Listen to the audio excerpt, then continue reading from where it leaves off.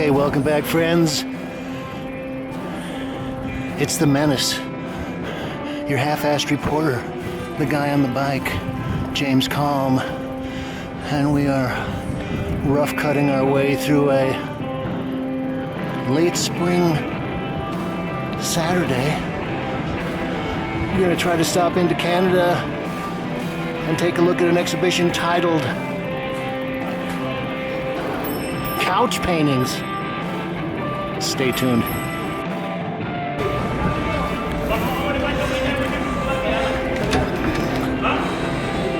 Well,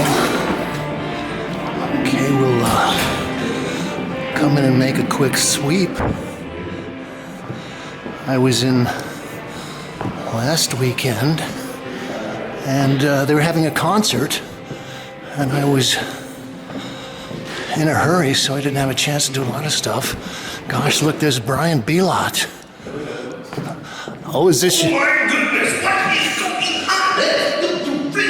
going on? Is this your band? Is this the man on the bike? I cannot believe it. We need to turn the lights on for this. Okay,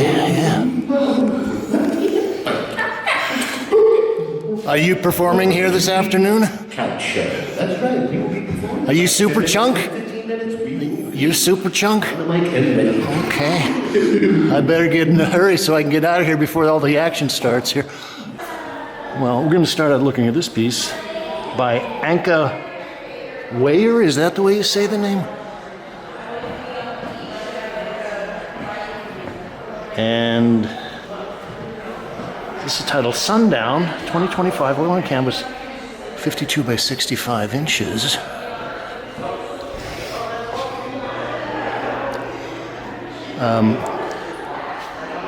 They show a lot of what I would call kind of contemporary abstract expressionism, and Anka's a good example of that. Wallace Whitney, Horizontal Jazz 2025, oil on linen. Well, I was talking about, I think Canada shows a lot of contemporary abstract expressionism, and Wallace is one of the principals here and has been for many years. And Wallace is a pretty well-recognized abstract painter himself. He had a show uptown about 6 months ago that got a lot of reviews. Jack Hanley, the same Jack Hanley that had the Jack Hanley Gallery? That is the Jack Hanley. Okay. Well, hey, how's it going? it's titled Squirrel Hill 2025. And Jack Hanley had a gallery down here at several different locations, but for probably 20 some odd years. And well, I'm working on the Tribeca map, and now he's got he had a gallery down in Tribeca, way down on the west side. And just in the last 3 or 4 months, he's closed that. This is 60 by 70 inches, mixed medium. So it looks like he's got some spray paint and some other things splashing around there. We'll go in the main gallery.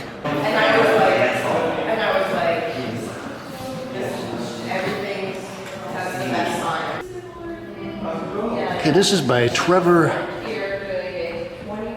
Shimizu. Motion Landscape 2024, oil on canvas, 54 by 67. Well, I mentioned the fact that canvas shows a lot of what I would consider a contemporary abstract expressionism. And well, this is kind of fun. We can see the scrape marks against the stretcher bars, and you know, this relates to one of the greats of the abstract expressionists, maybe second generation, Joan Mitchell, I would say. Steve Dibenedetto. It's titled Daisy Daisy 2024, oil on linen, 36 by 34 inches. Steve was in here last Saturday, and we kind of yacked a little bit. I was asking what he's doing. Said he was working on some new paintings And I think that he's planning a show at the Derek Eller Gallery at his new space down here in Tribeca. So, well, if that happens, we'll try to get over and see that. As I said, Steve had some beautiful paintings in the Love Poem show that Chris Martin curated. Anton Kern uptown. And, well, he is a kind of a master of the chunky paint things. I was laughing about the name of the band, which is Super Chunk, and I was thinking that could be the theme of my painting aesthetic. This is Hassani Shahela, Sahlehe.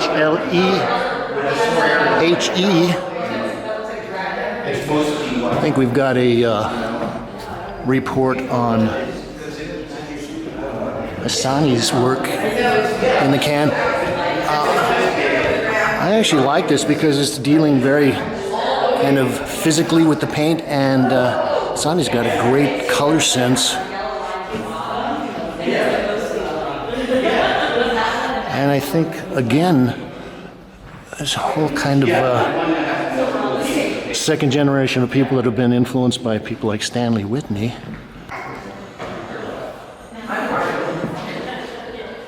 Tyson Reeder,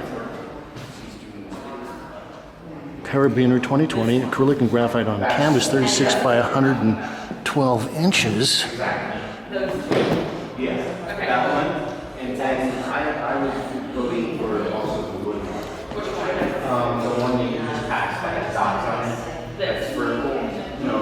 Okay, so we've got, again, kind of some brushy abstract things, but then Tyson has put in some little figures kind of walking around these paint stripes. This also kind of makes me think a little bit of Enzo Kuki. Some pieces we saw up at Vito Schnabel's a couple of weeks ago. Kind of mythic landscapes.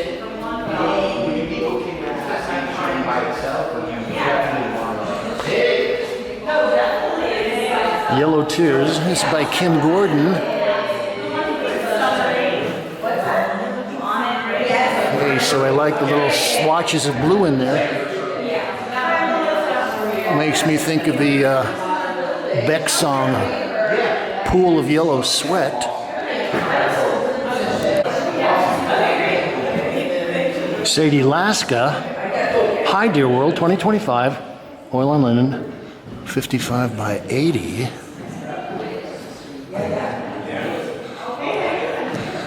I guess you could say I probably spent too much time running around the New York art world in the last 40 or 50 years, because a lot of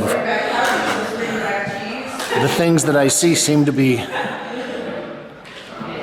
drifting in cycles. This is very reminiscent of a lot of East Village art. Not that that wasn't good. Also, I think it's interesting that there's been a whole,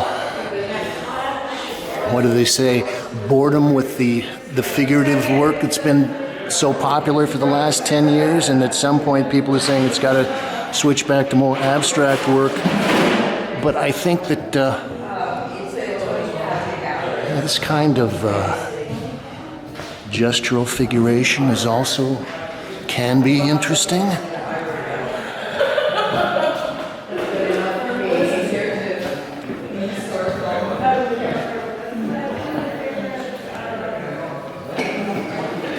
Got a couple of pieces here by Pam Glick. Wonderful name. A 40-year-old virgin, and Parent Trap. Okay, so these are named after a couple of Hollywood movies.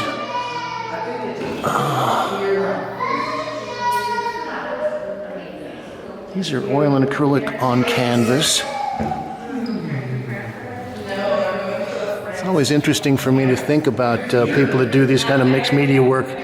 So you would do in your blocks of color maybe with the acrylic, but somehow something about the oil paint is slipperier, maybe. And if you wanted to slide your brush around, you'd paint over in the oil.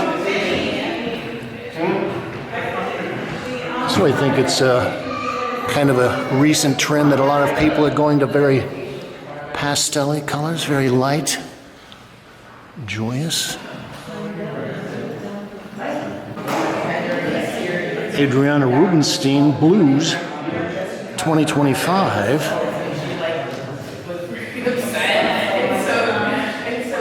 This is oil on canvas, 60 by 72. So it's 5 by 6 feet.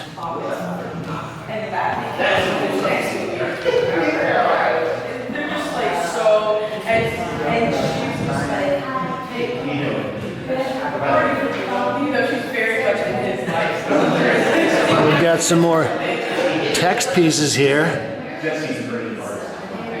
Katherine Bernhardt, Untitled 2024. Gosh, I was looking at my emails this morning and I got a little post from some design company saying that butter yellow was the color of the season for some reason. Maybe not. This is acrylic and spray paint on canvas, 12 by 36. And we've got some more text pieces by Dana Frankfort. Space Heater.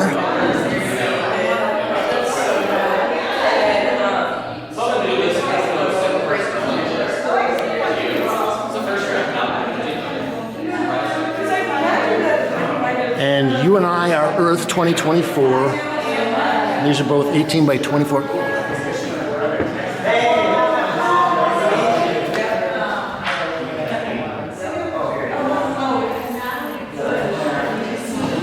This is Joe Messer. Little Crunchworth Squeeze.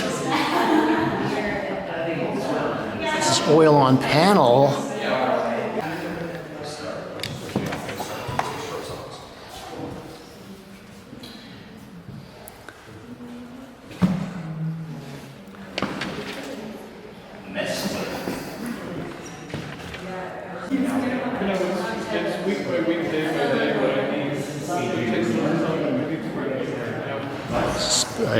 Susan McClellan. Since Oklahoma, after John's, before tomorrow. SPLC 2015. Chalkboard paint, pastel spray paint on linen.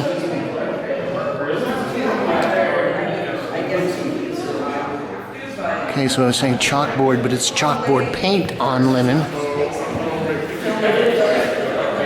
Of course, everyone knows I'm a fan of maps. And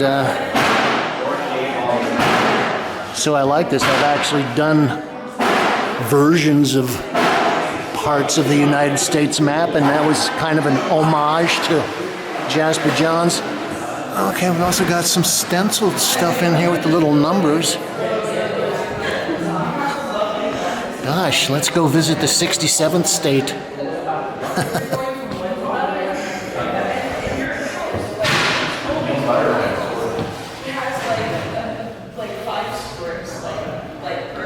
Actually, I like the entire concept of mapping. It kind of brings into question the whole idea of representation versus abstraction, or naturalism versus abstraction. This is a big piece. This is 78 by 123.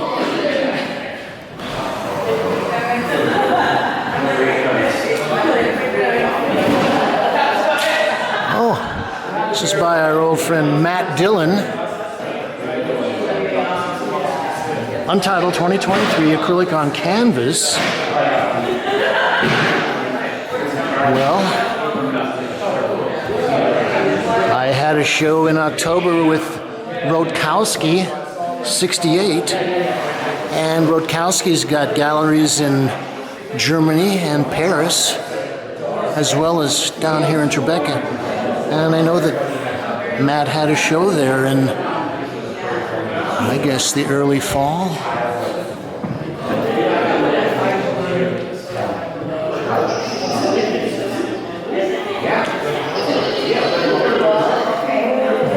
was going to say, actually, Matt is a pretty good painter. I'm looking at this and getting some vibes of Don Bechler, and it's strange because now I think about it, I remember going to a group show, this is 5 or 6 years ago, maybe more, and catching photos of Don and Matt talking in the basement.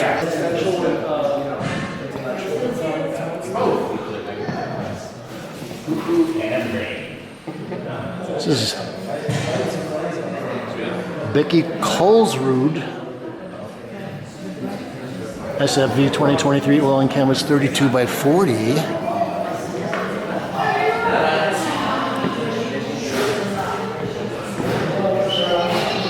is oil on canvas. Okay, I like the way that the figure and the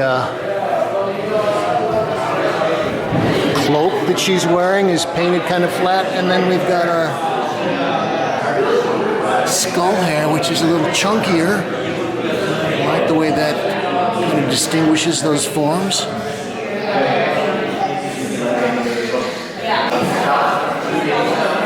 Spencer Sweeney, Aisling with Tablet, 2016 to 2025.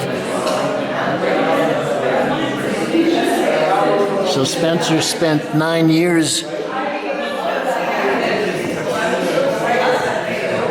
working on this piece, or was clunking around the studio. Kind of like the Matisse-ian reclining nude, although almost has the character of a sphinx. It's just had a lion's face in there. This is 30 by 48 inches. I think one of the things they should have titled the show Couch Potatoes instead of Couch Paintings.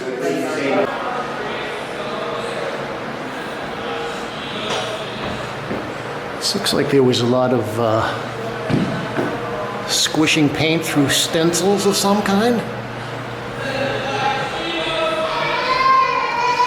which is a kind of a popular strategy ever since people like Lichtenstein and Gerhard Richter started using various techniques for imitating a brushstroke or somehow making a painting without having to have a brushstroke in there.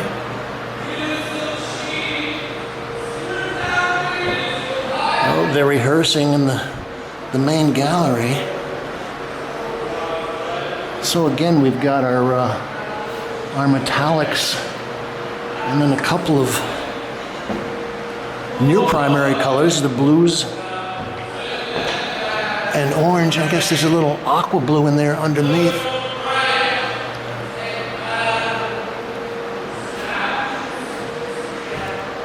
Nice couch.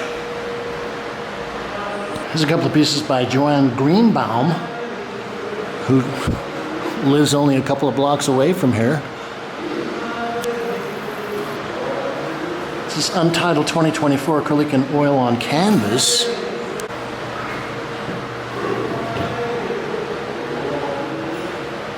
And we've covered Joanne's shows at Mitchell, Innes and Nash.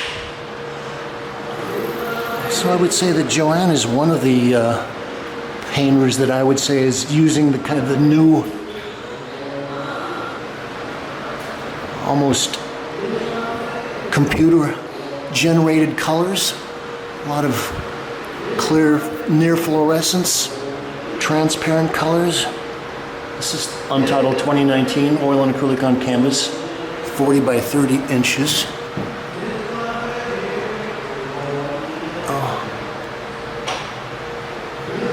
Joanne's pretty good with her palette knife there. See some nice scraping. I actually like the way that that kind of variegates the color.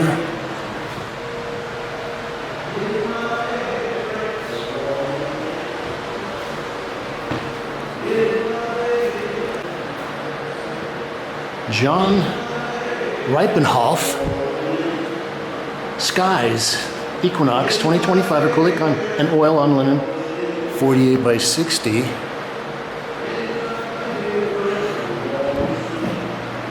I looked at this and immediately thought of Georgia O'Keeffe. She's got a couple of paintings of skies out in New Mexico that kind of run down to the horizon. Although I also, I like the way that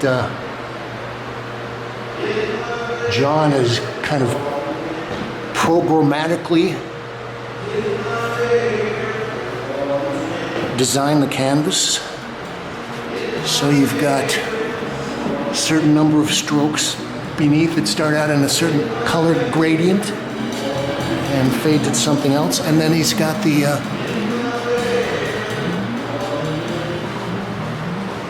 white strokes on top of that also kind of follow down in a similar scale thing, except without any color.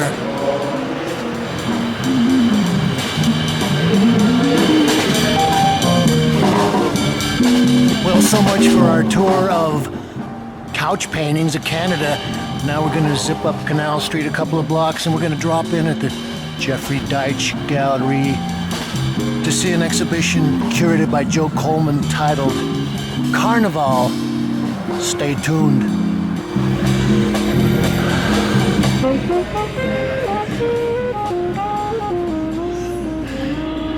Can you tell me the name of the exhibition?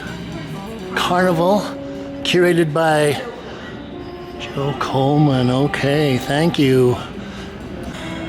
Okay, well, this is a huge show, so we probably won't get everything, but we'll take a glance around.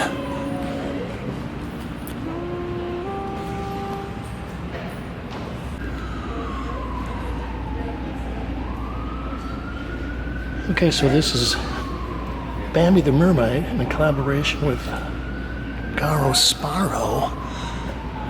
Okay, so I didn't have a chance to read the press release, but I would say a lot of this relates to Coney Island and the whole idea of the amusement park, the place you go for a bunch of, I guess would be referred to as vulgar entertainment.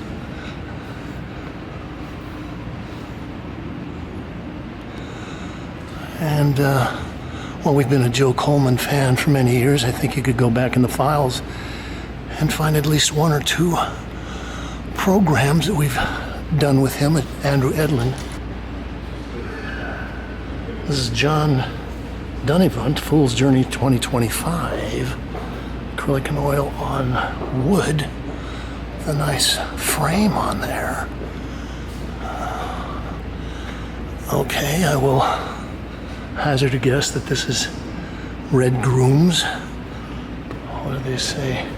The Stand, 2015 to 2017, acrylic ink, mixed media, and epoxy mounted on wood. I would say that Joe Coleman and his aesthetic of the outrageous, the showy, the sideshow was probably, well, I wouldn't say first exploited, but developed quite a bit by Red. And I'm just looking at this. This looks like the Strand bookstore. Right, that's what it's called, the Strand. I've spent many happy hours there. Like I said, we're not going to be able to capture all of this. Alberto Saluto Muller.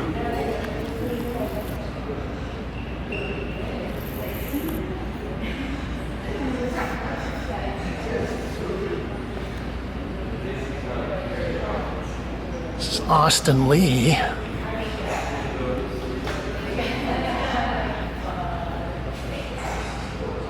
Well, I'm sure that Joe Coleman must have spent a long time curating this and getting all the work together. This is titled Johnny X Railmaster train from the 1940s. And this is by Bruce Rowell. Gosh. Well, I spent a lot of time on Coney Island when I was a kid. And even since then. And took my kids out there, and we always had a good time. Okay, so we got a lot of these banners.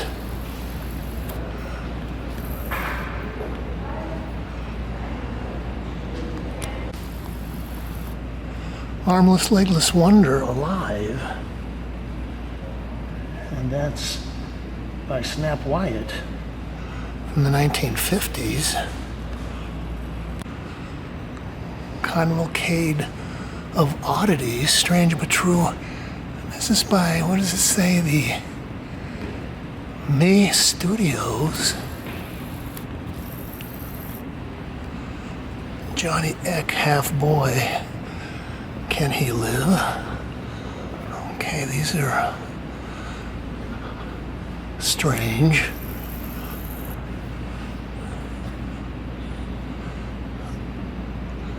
It's a very nice sculpture, pretty realistic.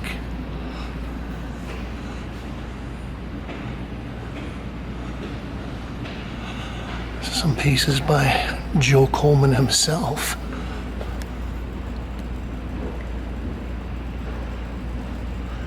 Behold Eck, Johnny Eck. And that must be the old Johnny.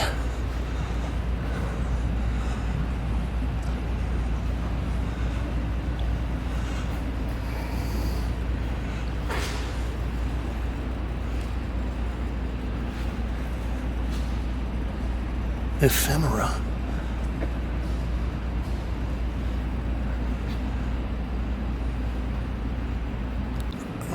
This is also Joe Coleman, titled Miracles for Sale. Todd Browning, 1994, acrylic on panel, 22 by 26. Oh. Well, Joe is a master of the tiny brush.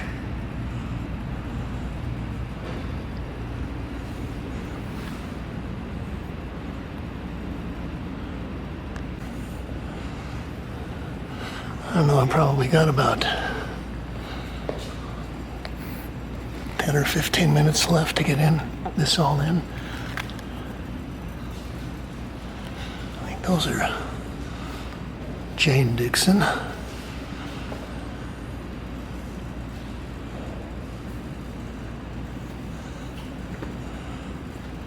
This actually was out at Coney Islands, I think. Coney Island.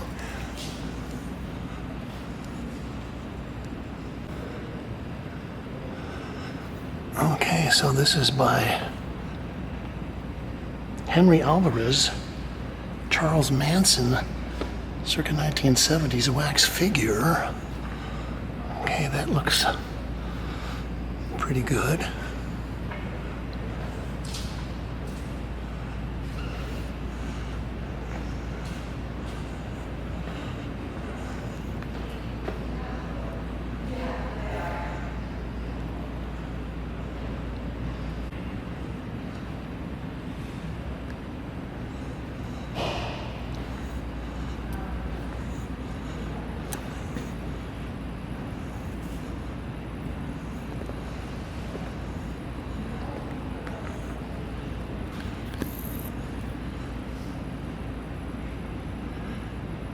This is Nadia Lee Cohen, entitled 2025, Silicone Sheet Metal and Glass.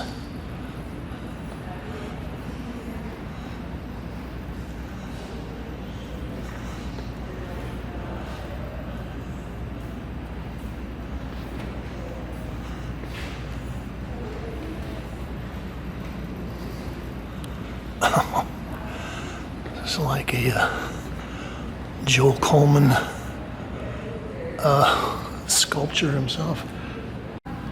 Well, the Joe Coleman coffin is by Theosophists Nili Anam Sawa.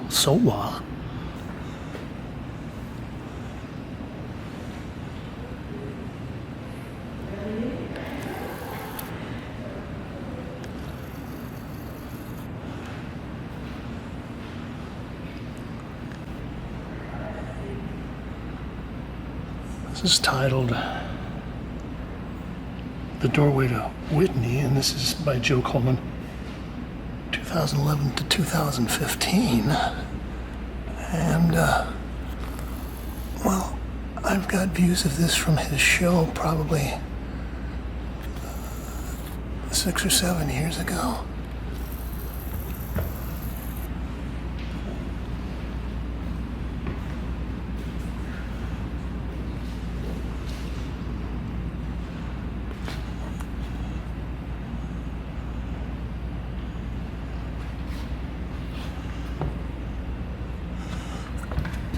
There's a lot of stuff in here.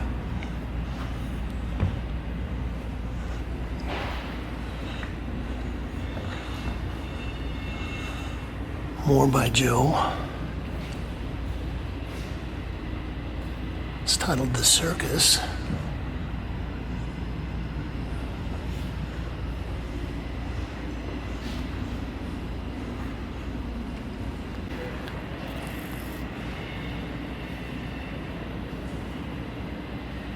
This is August Wolfling, Lori Heckler, Fleece for Circus.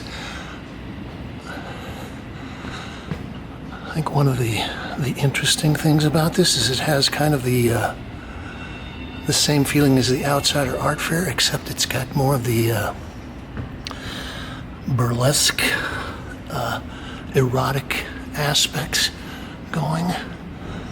Oh, that's a very complex piece by Joe.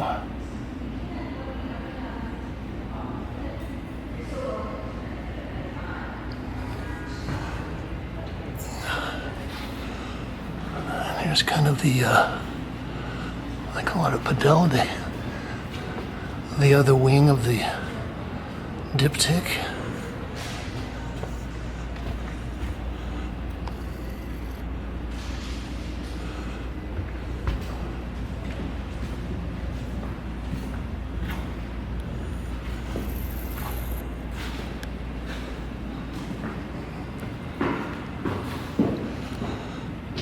Peter Saul,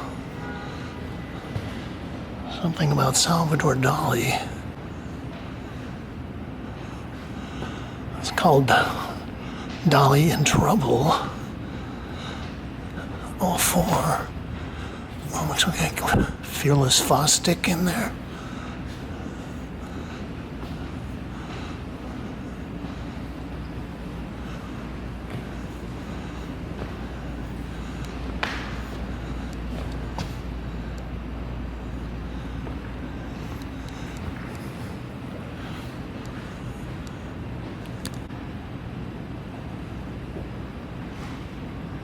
This is Mario Ayala. La vida es un carnival. So life is a carnival. And it looks like the back of a bus. Very photorealistically painted.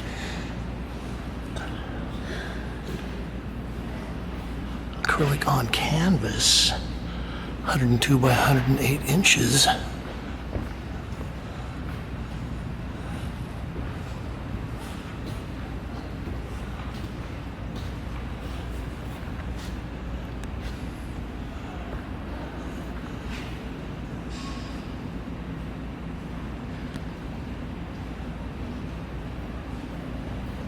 I think these are by Laura Kaplan.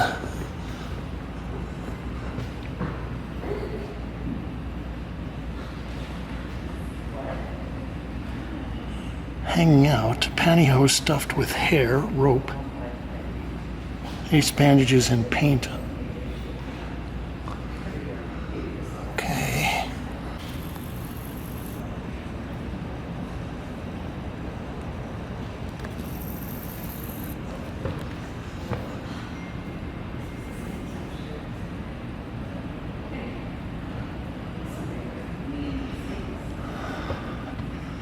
Okay, so this carousel is by Raoul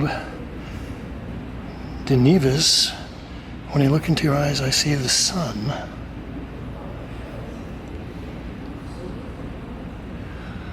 Okay, so that's wood, beads, mosaic.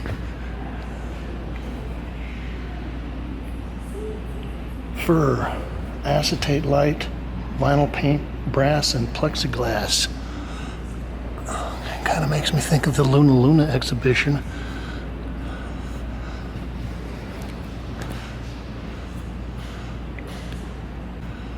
Michelena Thomas.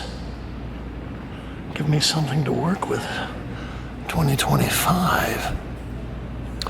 Well, I was talking about how this has kind of the sense of an outsider art fair and the burlesque of the Bowery or something like that. But he's also got some of the current superstars. This is Derek Adams. Which Way Is Up 2025 acrylic and wood panel in artist's frame. And Derek is on a hot streak. I've seen his stuff at a lot of art fairs in the last 5 or 6 years. This is also Derek Adams.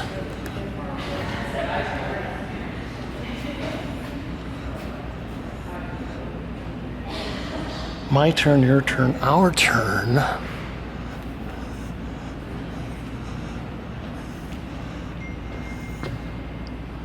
It's acrylic on wood panel in artist frame 96 by 72 inches. Again, I like Derek's color.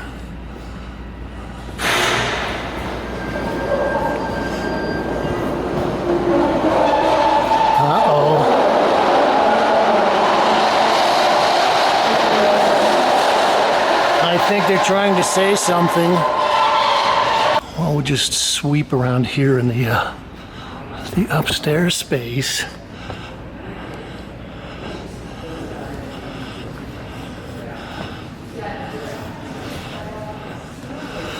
Robert Williams. I haven't seen any of his work in several years.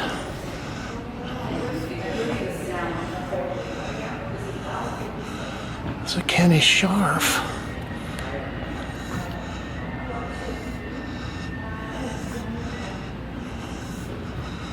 Okay, giant, grotesque heads are always fun.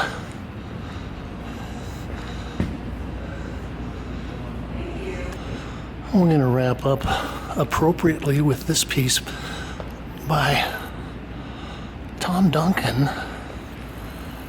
And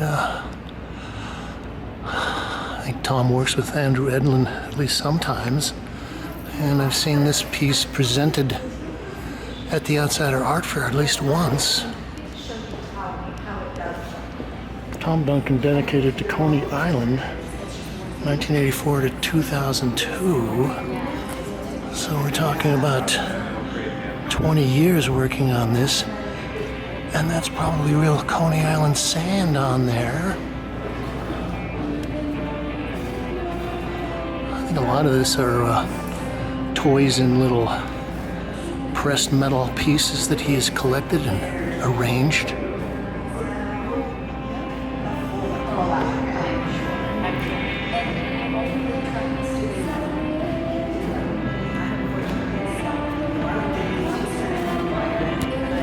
James Kalm reporting on Carnival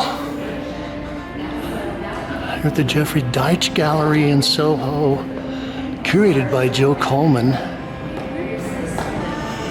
You can like this, share, link it up to all your social media sites, and you can leave your thoughts, ideas, comments, criticisms, and reviews below.